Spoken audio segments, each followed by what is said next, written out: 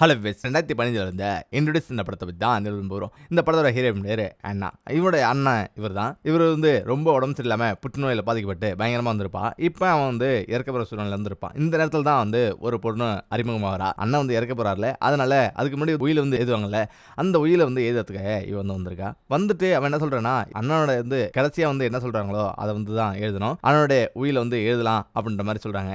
இப்போ வந்து எழுத போகிறதுக்கு முன்னாடி அவங்க அண்ணன் எதோ சொல்கிறாரு. அதனால அவங்க அண்ணன் கூட வந்து படுத்துட்டு அப்படியே வந்து அவங்க அண்ணன் கூட கட்டிப்பிடிச்சிட்டே படுத்துட்டு இருக்கா. இப்போ கொஞ்ச நேரம் கழிச்சு இன்னைக்கு வேண்டாம் அப்படின்ற மாதிரி அவன் சொல்றான். ஏன்னா அவங்க அண்ணன் அப்ப கீழே விழுந்துருவாரு. ஏதோ சத்தம் கேட்குது அப்படின்ட்டு உள்ள போய் பார்த்தா அவன் வந்து கீழே விழுந்திருப்பான். இப்போ அவன் அண்ணனை பிடிச்சி கட்டிப்பிடிச்சிட்டு அப்படியே வந்து அழுது இருப்பான். அவனால நடக்க முடியாத அளவுக்கு பயங்கரமா வீக்கா இருப்பான். இப்பதான் வந்து தூங்கிட்டு இருப்பாங்க. அன்னைக்கு அப்படியே ஏதோ சவுண்டு கேட்கும். சவுண்டு கேட்டா அவன் வந்து இறந்துருப்பான். மறுநாள் வந்து அவனை தூக்கிட்டு போயிருப்பாங்க. அந்த சீன் முடிஞ்சதுன்னா அந்த சீனு ஒருத்தன் வந்து காட்டுவாங்க. இவன் வேற யாரும் இல்ல, இவங்க வீட்டுக்கு அடிக்கடி பார்சல் வந்து கொண்டு வரான் தான் இவன். எல்லா பார்சலுமே இவன் தான் வந்து டெலிவரி வந்து கொடுக்குறான். அதனால இவன் மேல செம்ம ஒரு பாசமா வந்திருப்பா. அதே போல செம்ம ஹாப்பியாவும் இருப்பா. இப்போ அவங்க அண்ணன் இறந்து போனோடனே இவன்கிட்ட வந்து பணப்பை கொடுத்து இது மாதிரி இதை வச்சுட்டு நீ நல்லாரு அப்படின்ற மாதிரி சொல்றான். அவன் எடுத்துட்டு நீங்களே வந்து வச்சுக்கீங்க, எனக்கு பணம்லாம் வேண்டாம், நான் உழைச்சு சம்பாதிக்கிறது போதும் அப்படின்ற மாதிரி அவன் சொல்றான். இப்போ அவங்க அண்ணனுடைய துக்கத்தில் கலந்துக்கிறதுக்கு ரெடி ஆகிறா. ஏதோ மன உறுத்தல்ல அந்த ஊசி இருக்கு பத்தியா, அதை தூக்கி போட்டு திரும்ப வந்து உட்காந்துருக்கா. இப்போ டீ போலான்ட்டு அவன் வந்து அடுப்புல வந்து வைக்கிறான். இப்பதான் வெளில வந்து ஏதோ கார் சவுண்ட் கேக்குது. வெளில எட்டி பார்த்தா 3 பேர் இறங்கி வராங்க. அவங்க இறங்கி வந்துட்டு பிளான்லாம் போடுறாங்க. உள்ள வந்து எப்படி போயிட்டு திருடுறது என்னன்ட்டு எல்லாமே பிளான் போடுறாங்க. டோரை வந்து உடைச்சிட்டு வீட்டுல வராங்க. எப்படிலாம் இப்போ வந்து கொள்ளாடிக்கிறதுன்ற மாதிரி பேசுறாங்க. எங்கெங்கெல்லாம் பணம் இருக்கு அப்படின்றதெல்லாம் பேசிட்டு இருக்காங்க. இப்போ பேசிட்டு இருக்கும் போது தான் ஏதோ அடுப்புல சவுண்ட் கேக்குது. உள்ள வந்து பார்த்தா பாத்திரம் வந்துருக்குது. அதனால இங்க யாரோ வந்து இருக்காங்க. கண்டிப்பா வந்து உள்ள இருக்கிறாங்க யாருன்னு பார்க்கணும் அப்படின்ட்டு சுத்தி பார்த்துட்டு இருக்காங்க. இப்பதான் வந்து நம்ம ஹீரோயின் அங்கிருந்து ஓடுவா. வாசல் வரலையும் ஓடிடுவா. என்னமோ நினைச்சுக்கிட்டு அப்படியே நின்றுவா. ஏன் அங்க போகலன்ட்டு யாருக்குமே தெரியல. இப்போ வந்து நம்ம ஹீரோயின் வந்து பிடிச்சிருவாங்க. ஏன் வந்து இன்னைக்கு உங்க அண்ணனுடைய ஃபங்க்ஷன் போல அப்படின்ற மாதிரி பேசுறாங்க. நீ வந்து அண்ணனுடைய ஃபங்க்ஷன் போயிருந்தா எங்களுக்கு ஈஸியா வந்து வேலை முடிஞ்சிருக்கும், உன்னை கொல்லக்கூடிய சூழ்நிலையும் வந்து வந்திருக்காது அப்படின்ற மாதிரி அவங்க பேசுறாங்க. இப்போ நான் அவங்களை வந்து கொண்டுட்டு இங்க உள்ளதெல்லாம் கொள்ளடிச்சிட்டு போறோன்ற மாதிரி சொல்றாங்க.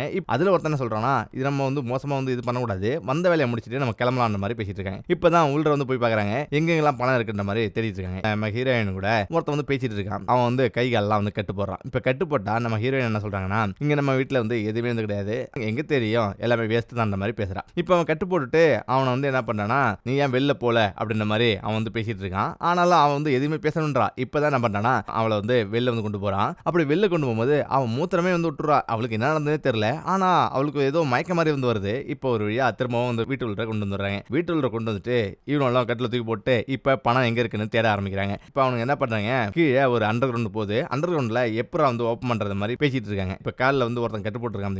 இப்ப அவன் என்ன பண்றானா, அவன் மேலெல்லாம் ட்ரெஸ்ல வந்து நனைஞ்சிருக்கும். அந்த ட்ரெஸ்லாம் வந்து அவுத்துட்டு வேற ட்ரெஸ் மாத்திக்கிற மாதிரி இப்ப அந்த ட்ரெஸ் வந்து அவுக்க போறான். இந்த நேரத்துல தான் அந்த கொரியர் வந்து டெலிவரி பண்ணுவான்ல, அந்த பையன் உள்ள நுழைறான். உள்ள வந்து பார்த்தா இவளை வந்து கற்பழிக்கிற மாதிரி அவன் வந்து நினைச்சுக்கிறான். இப்ப அவனுக்கு 2 பேரும் சண்டை போடுறாங்க. இந்த நேரத்துல தான் நம்ம ஹீரோயின் அப்படியே வந்து உள்ள வரா. வெளில ஓடிடா. சைடுல வந்து வேற ரூம் ஓடிடா. மத்த 2 பேரும் வந்துடுறாங்க. வந்துட்டு அவனை வந்து அந்த கொரியர்காரனை ஒரே அடி அடிச்சு போட்டுட்டு இவளை வந்து இப்ப தேடுறாங்க. இப்ப அதுல ஒருத்தன் என்ன பண்றானா, அவங்க வீட்டுல ஒரு கிளி ஒன்று வளர்ப்பாங்க. அந்த கிளியை வந்து கையில வந்து வச்சுக்கிட்டு இப்ப நீ வெளில வரல, இந்த கிளியை ஒரே அடியா அடிச்சு கொண்டுருவான் அப்படின்ற மாதிரி பேசிட்டு இருக்காங்க. அந்த கிளியை அடிச்சு கொண்டுருவாங்க. இப்ப இவன் என்ன பண்றானா, ஒரு டோர்ல வந்து மறைஞ்சிருப்பான். ஆனாலும் ஒருத்தன் வந்து தேடிட்டு வந்து உள்ள வருவான். உள்ள வந்தா அவன் வந்து என்ன பண்ணுவானா, இவனை வந்து கண்டுபிடிச்சிருவான். இப்பதான் அந்த சைடுல வந்து அவன் ஊசி வந்து வச்சிருக்கல, அந்த ஊசி எடுத்து ஒரே உத்தா அவன் வந்து குத்தி போட்டுருவான். இப்ப குத்துனா அவன் உயிரும் போயிடும். அவனை இழுத்துட்டு போயிட்டு இருக்கும்போது படிக்கட்டுல ஏதோ சவுண்டு கேட்கும். என்னடா சவுண்டு கேட்குதுன்ட்டு மத்த 2 பேரும் உட்காந்துருக்கானு பார்த்தீங்களா, அவனும் 2 பேரும் அங்க வந்து வருவான். இப்ப அவன் வந்து குத்து கிடப்பான். அதை பார்த்து பயங்கரமா வந்து கோபப்பட்டுருவானும். இப்ப நம்ம ஹீரோயினை கொல்ற அளவுக்கு போயிடுவானு. இப்ப துரத்துனா அவன் என்ன பண்ணுவானுங்க, 2 பேரும் வந்து கீழே வந்திருப்பான்ல. இப்ப நம்ம ஹீரோயினை மேல வந்து ஏற்றி ஓடுவா. ஆனாலும் அவங்க 2 பேரும் கீழே வந்து மாட்டிப்பாங்க. மேல வந்து ஒரு பட்டன் இருக்கும். அந்த பட்டனை எடுத்தா டோட்டலா அந்த படிக்கட்டு இருக்குல்ல சமமாயிரும். இப்ப அவங்க மேல ஏறதுக்கு வழி இல்லை. இப்ப என்ன பண்றானா, அந்த கொரியர்காரன் கை காலங்க கட்டு போட்டு கீழே வந்து உட்காந்துருக்கான். நம்ம ஹீரோயின் அவன்கிட்ட வந்து பேசுறா, ஏன்டா இந்த மாதிரி பண்ண, உனக்கு என்னடா துரோகம் பண்ண, நீ சொல்லி தான் இந்த கொலைகாரனெல்லாம் சொல்றவனாடா, நீங்களாம் சேர்ந்து அந்த மாதிரி பண்றீங்களா அப்படின்ற மாதிரி பேசிட்டு இருக்கான். எனக்கு ஒண்ணுமே தெரியாது, உன்னை பத்தி சும்மா தான் சொல்லிட்டு இருந்தேன் அப்படின்ற மாதிரி பேசிட்டு இருக்கான். இப்ப நான் பேசிட்டு தான் இருந்தேன், அவனுக்கு இப்படி பண்ணணும்னு எனக்கு தெரியாதுன்ற மாதிரி சொல்றான். இப்ப அவன் கை கட்ட தான் வந்து அவுக்க போறான்னு பார்த்தா அவன் கை விரல ஒரே முறையா முறிச்சு அவன் வந்து இருந்தான் பார்த்தீங்களா, அங்கேயே வந்து தூக்கி இவனையும் வந்து போட்டுருவான். இப்ப இருந்து கீழே தூக்கி போட்டோடனே அவன் வந்து வலியால் துடிப்பான். ஆனாலும் அவனுக்கு 2 பேரும் இவனை வந்து எப்படி சரி பண்ணுமே அப்படின்ட்டு கீழே தூக்கி போடும்போது அவன் காலை முறிஞ்சிடும். இப்ப அவனுக்கு இந்த மாதிரி அடிபட்டு இருக்கின்ற மாதிரி சொல்றாங்க. அவனுக்கு ஏதாவது வந்து வழி பண்ணுமே அப்படின்ற மாதிரி அவங்க வந்து பேசிட்டு இருக்காங்க. இப்பதான் அவன் என்ன பண்றானா, இப்ப பேசிட்டு இருக்கும்போது சைடுல வந்து நீ இப்போ வேற ரூம் வந்து ஓப்பன் ஆகும், அங்க நீ இப்போ அங்க வந்து மருந்துலாம் இருக்கு அப்படின்ற மாதிரி சொல்றான். இப்போ அவன் வந்து உள்ள வந்து போறான். ஆனா உள்ள போனா அதுவும் லாக் ஆயிரும். இன்னொருத்தன் பக்கத்துல ஒரு டோர் இருக்கும். அந்த டோரை வந்து ஓங்கி வந்து அடிக்கிறான். அந்த டோரும் திறந்துரும். ஆனாலும் அந்த டோர்ல உள்ள போனா அவனுக்கு பயங்கரமான ஒரு அதிர்ச்சிலாம் காத்திருக்கு. ஏன்னா அது ஒரு பயங்கரமான பாதாளமா பயங்கரமா இருந்திருக்கும். இப்படிலாம் வந்து வீடு வந்து இருக்கடா அப்படின்னு அவனே பயங்கரமா அதிர்ந்துருவான். இப்ப சைடுல வந்து போறான். பார்த்தா ஒரு ஓட்டை மாதிரி இருக்கும். அந்த ஓட்டையில வந்து நுழைஞ்சு பார்ப்பான். நிறைய வந்து ரூம்லாம் வந்து இருக்கும். இப்ப அவன் வந்து பார்த்துட்டே இருந்திருப்பான். அதுக்குள்ள நம்ம ஹீரோயின் இருக்கல, அவ பின்னாடி வந்து ஓங்கி ஒரு அடி அடிப்பா.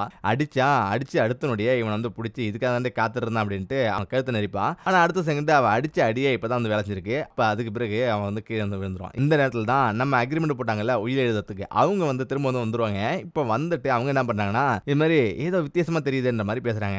ஆனா எதுவும் கிடையாது, இங்க நல்லா தான் இருக்குன்ற மாதிரி அவங்க வந்து பேசுறாங்க. இப்ப அவன் வந்து கீழே வந்து விழுந்தால நம்ம கொரியர்காரன், அந்த கொரியர்காரன் எல்லாத்தையும் வந்து ஓப்பன் பண்ணி பார்ப்பான். அந்த ஓப்பன் பண்ணா ஒரு ஃப்ரிட்ஜர்ல ஃபுல்லா பொணமாவே இருந்திருக்கும். ஒண்ணுல கிடையாது, 4-5 இருந்திருக்கும். கீழே வந்து தட்டுறான். இப்ப அவன் வந்து யாரோ உள்ள மாதிரி பார்த்துட்டு இருக்கான். அதாவது எலித்தூளை தாங்க முடியல, அதனாலதான் இந்த மாதிரிலாம் அப்படின்னு சொல்றான். அதனால இவன் என்ன பண்றா, ஓகே அப்படின்னு சொல்லிட்டு அவ வெளில போயிடா. அதனால அவ உயிர் தப்பிச்சிச்சு. இல்லனா அவளையும் போட்டிருப்பான். கீழே இருக்கிறனால கொரியர்காரன் அவனை வந்து நம்ம ஹீரோயினை அப்படியே கட்டி தூக்குவான். கையில தூக்கி வந்து உட்கார வச்சுட்டு, ஒழுங்கா உயிர் வேணும்னா நீ சத்தமிடாம இருக்குன்ற மாதிரி பேசுறான். இப்ப அங்கேருந்து வந்து என்ன பண்றா, எட்டி பாக்குறா. பக்கத்துல ஒருத்தனும் தனித்தனியா வந்து ரவுண்ட் அடிட்டு இருக்கானுவான். அவன் வந்து என்ன பண்ணானா, ஒரு விளக்கு மாதிரி இருக்கும், அதை எடுத்து கண்ணாடிலாம் வந்து உடைப்பான். ஆனா இவ சொல்லுவா, டேய் அது வந்து புல்லட் ப்ரூஃப், நீ உன்னால ஒண்ணுமே பண்ண முடியாதுன்ற மாதிரி சொல்றான். இப்ப என்ன பண்ணா, அந்த கொரியர்காரனும் அந்த இன்னும் மொட்டையனும் ஒரு இடத்துல வந்து போட்டுருவாங்க. அந்த தாடிகாரன் மட்டும் தனியா வந்து மாட்டிப்பான். இப்ப எல்லாருமே தனித்தனியா வந்து வச்சிருப்பாங்க. இப்ப அந்த மொட்டையை வந்து இவள்கிட்ட வந்து நேரடியா பேசுவான். என்ன காரணம் எங்களை வந்து அடைச்சு வச்ச, ஒரு தப்புமே இல்லையே, எங்களையே அந்த இப்படி பண்ற அப்படின்ற மாதிரி பேசுறான். இப்பதான் ஒரு ஃபைல் ஒன்று தூக்கி போடுறான் அந்த ரூமுக்கு. அந்த ரூம்ல வந்து யாரெல்லாம் குற்றம் செஞ்சாங்களோ அவங்கெல்லாம் இவங்க வந்து எல்லாம் கொலை செஞ்சிருப்பாங்க.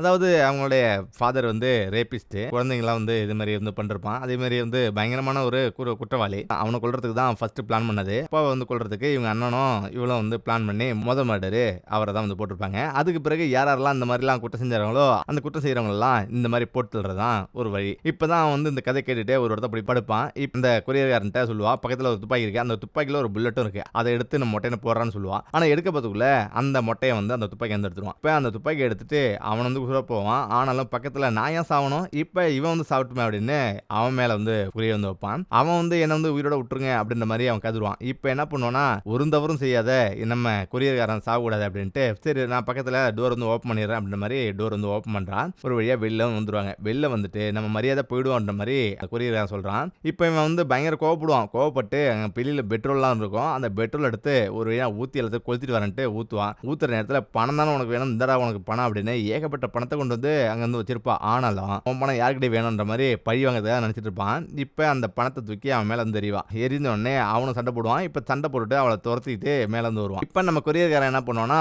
இவனை வந்து சமாதானப்படுத்துவான். நீ அவளை கொள்ளாதடா, ஏன்டா கொள்ற அப்படின்னு. அந்த துப்பாக்கி எடுத்துங்களா, அந்த துப்பாக்கி எடுத்து ஒரே போடா அவனை போட்டுருவான். இப்ப நம்ம கொரியர்காரன் மட்டும் தான் தப்பிப்பான். இப்ப நம்ம கொரியர்காரன் மட்டும் தான் வந்து இருப்பான். இப்ப அந்த கொரியர்காரன் அப்படியே மெதுவா வந்து வீட்டை விட்டு வெளில போவான். நம்ம ஹீரோயின் ஃபர்ஸ்ட் டைம் வெளில வந்து வருவா. தீ வந்து அவங்க வீட்டுல வந்து போட்டு எரிப்பா. ஏன் இவ்வளவு நாள் வந்து வெளியே வரல அப்படின்னா, குழந்தையில இருந்து வீட்டுல இருந்து இருந்திருப்பான். ஆனா வெளில வந்தாவே அவளுக்கு ஒரு பயம் வந்து இருந்துட்டே இருந்திருக்கும். அதனாலதான் அவங்க அண்ணன் சாகும்போது நீ வந்து எப்படியாவது வெளில போகணும், யாரையாவது பார்த்து கல்யாணம் பண்ணிக்கணும் அப்படின்ற மாதிரி அவன் சொல்லிருப்பான். இதனாலதான் அவ வந்து வெளில வராம இருந்திருப்பான். இப்பதான் வந்து இந்த மர்டர்லாம் பண்ண பிறகு, அதாவது ஒரு தப்பு செய்யாத கொரியர்காரன்லாம் நம்ம பண்ணிட்டோமே அப்படின்னு அந்த குற்ற உணர்வுலேயே அவன் வந்து எல்லாத்துக்கு மேல நம்ம இது பண்ணக்கூடாது அப்படின்ட்டு வெளில வந்து வந்திருப்பான். இதோட இந்த படம் முடிஞ்சிச்சு. மீண்டும் இதோ போல செம ஒரு சூப்பரான ஒரு இன்ட்ரெஸ்டிங்கான ஒரு படத்துல சந்திப்போம்.